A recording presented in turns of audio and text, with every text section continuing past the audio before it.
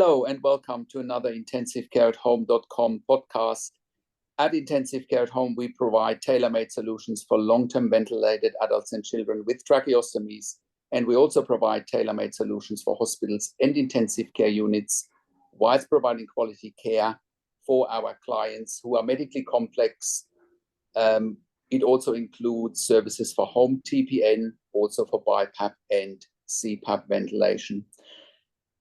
Now, in today's blog, I want to talk about NDIS level 2 and level 3 support coordination. And to talk about today's topic, I brought on our guest, Jessica Dale. Hi, Jessica. Hi, Patrick. Thanks for having me. Thank you so much for coming on to the call.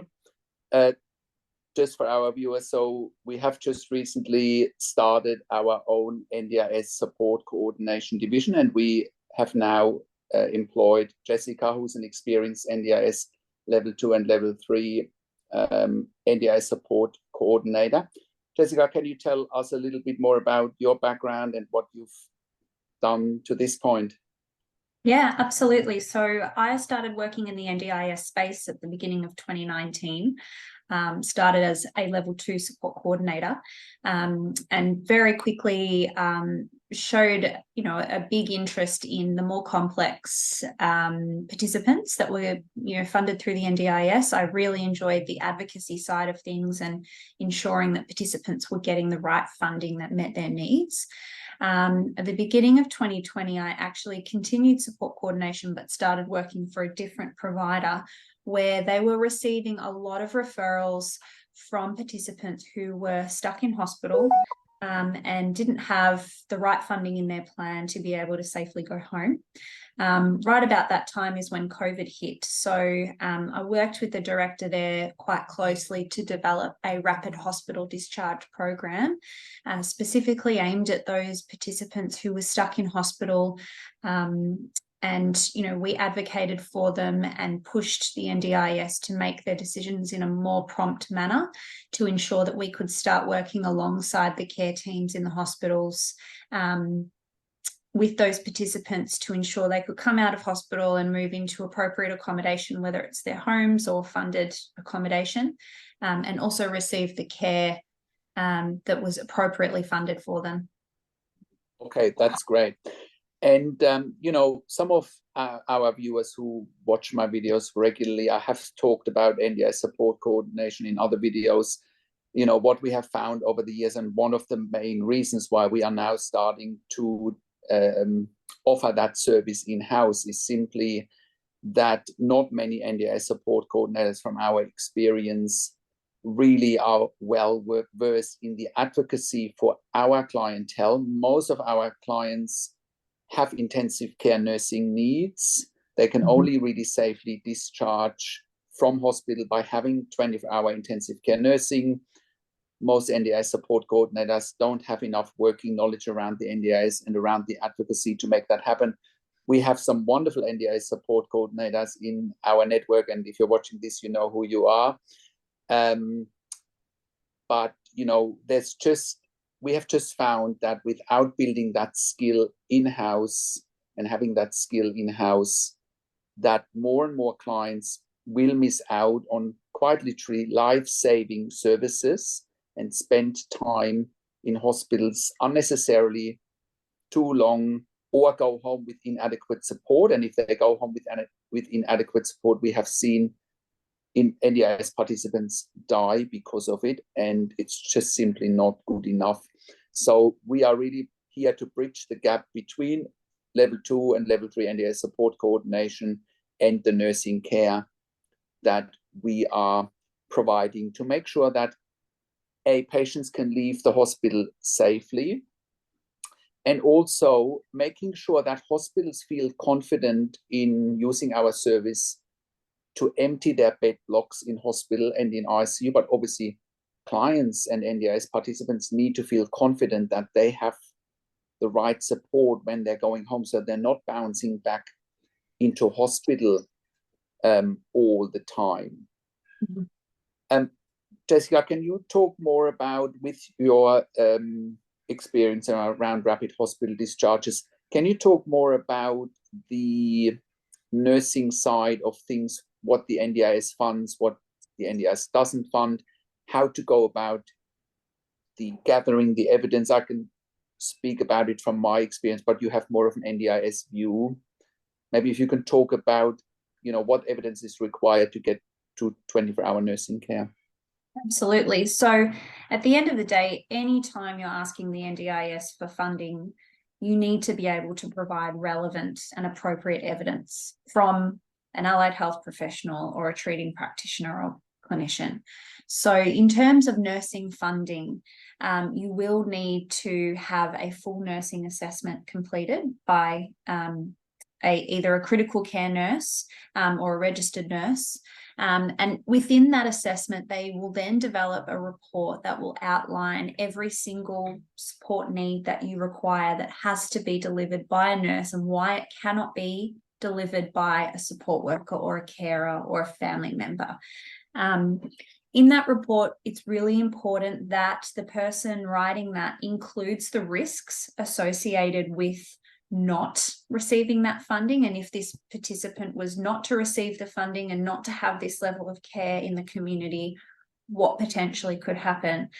Without giving that information to the NDIS, they will assume that the participant is capable and able to manage it at home without nursing support. So it is really important that you have that evidence, and it's strong evidence.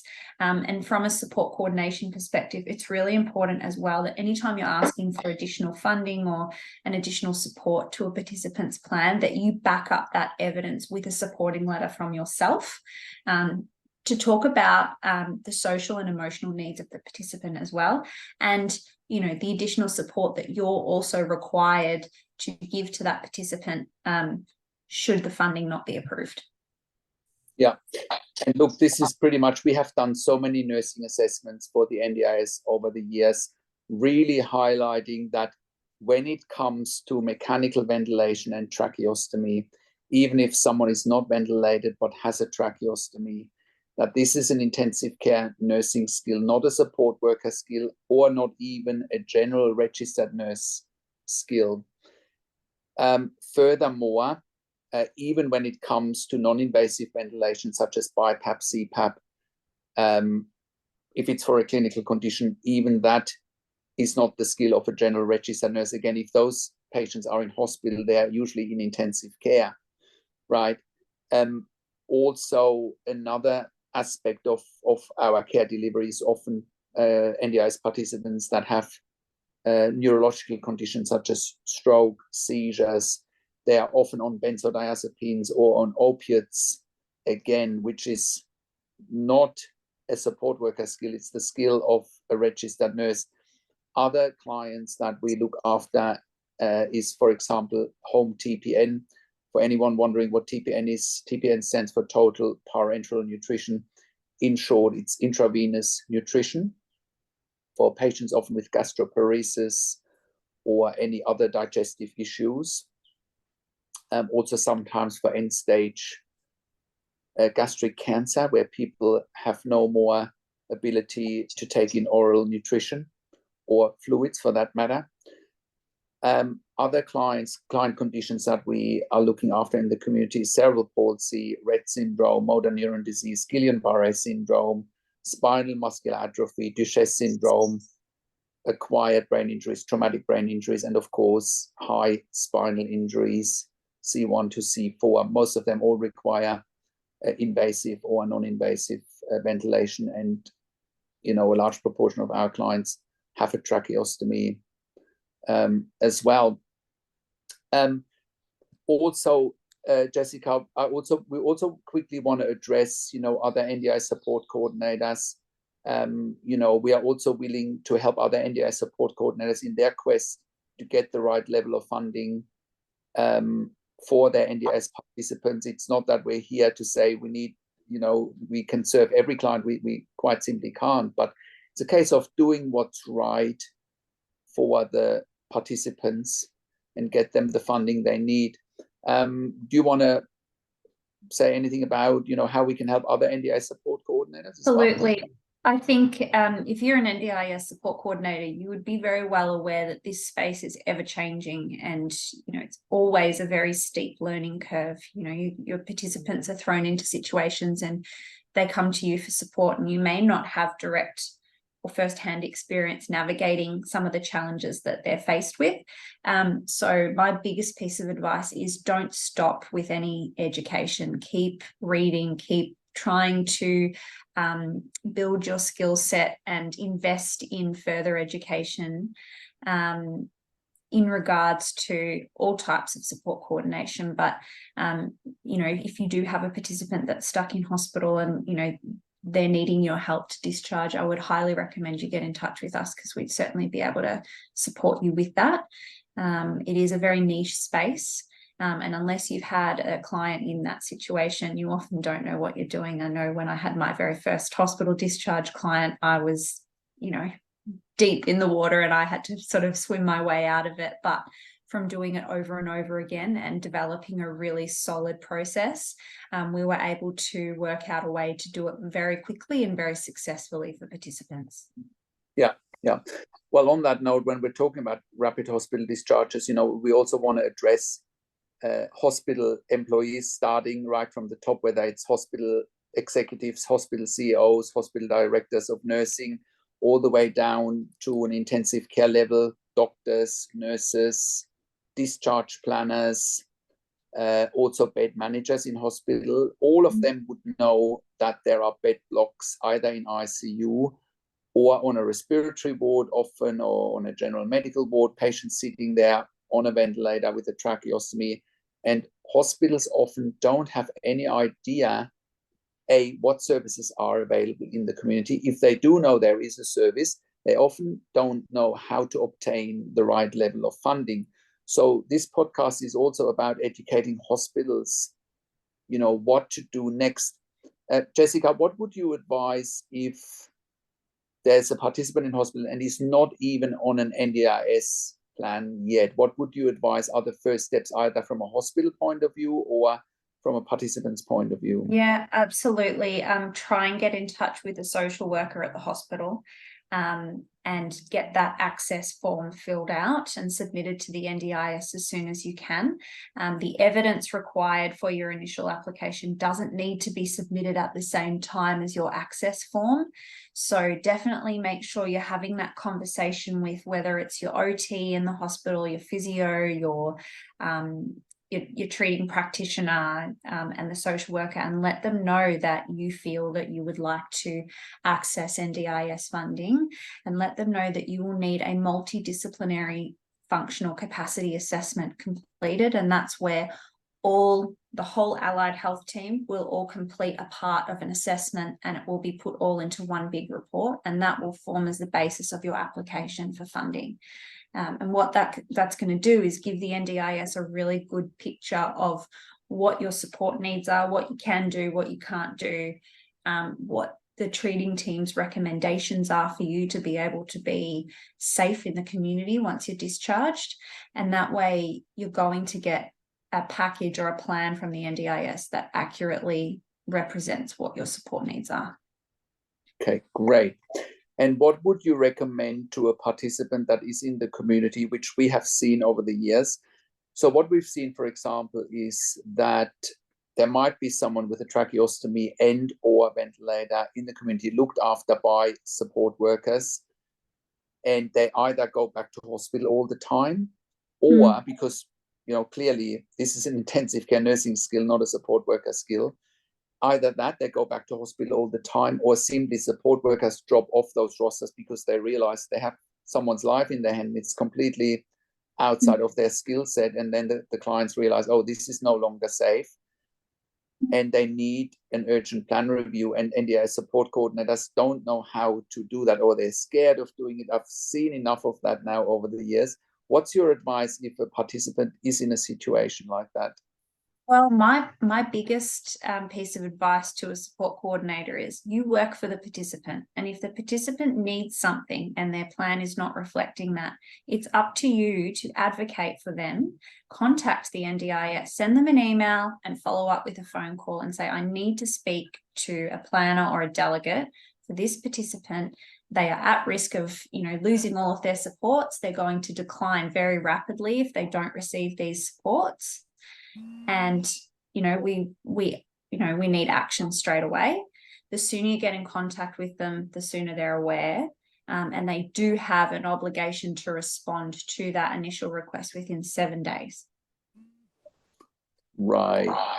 Okay, that's great. That's great. And just an observation that I've had over the years, where we sometimes have inquiries to our service from NDIS support coordinator saying, can you look after this participant on a ventilator with the tracheostomy or not ventilated, has a tracheostomy?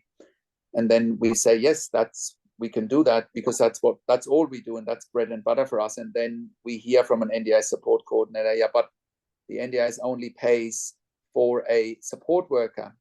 My response to that is, that's a death sentence. And I have evidence to back up what I'm saying here, that patients in the community have died on ventilators with tracheostomy because they were looked after by support workers, not by intensive care nurses. It's like flying the airplane with the cabin crew and not with the pilot. That's, the comparison that I'd like to make. So, all of our clients that we've looked after now for over 10 years all have the funding for 24-hour nursing care. So if you are a participant, a family member, an NDI support coordinator watching this, it is all there. It just needs to be backed up by the right evidence. The same if you're a hospital executive or hospital health professional watching this, it's all there. It just needs to be backed up with the right level of evidence, and the NDIS or potentially other funding bodies will fund, whether it's the TAC in Victoria, whether it's iCare in New South Wales, NIISQ in Queensland, whether it's the DVA, the Department of Veteran Affairs. I found now over the years, the advocacy process is always almost the same. What needs to be given to the funding bodies. So it's not unique to the NDIS, actually. However, the NDIS is one of those organizations, at least, who acknowledges that there needs to be an NDIS support coordinator to move it in the right direction. Yeah, absolutely. It really always comes down to the evidence.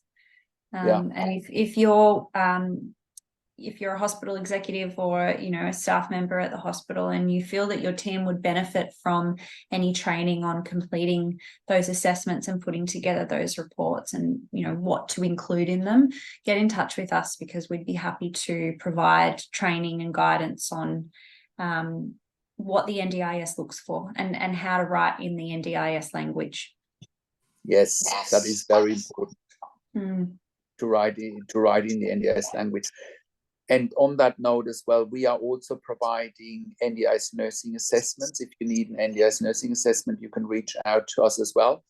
Another thing, Jessica, that we haven't mentioned yet, as much as we have focused on this call on, NDIS support coordination for ventilation, tracheostomy, anyone with high medical needs, we are also providing NDIS support coordination for other participants too. Do you want to talk about that quickly? Yeah, absolutely. So you may not be in the hospital discharge space or the medically complex space, but you may have an NDIS plan. You may have just received one and you have no idea where to start. What we do with our support coordination space is we actually sit down with participants for an initial meeting, and we go through what the participants' goals are, break down the funding for them, talk them through what services and supports they can access with that funding, and give them the opportunity to go away and have a think about, whether we might be the right fit for them.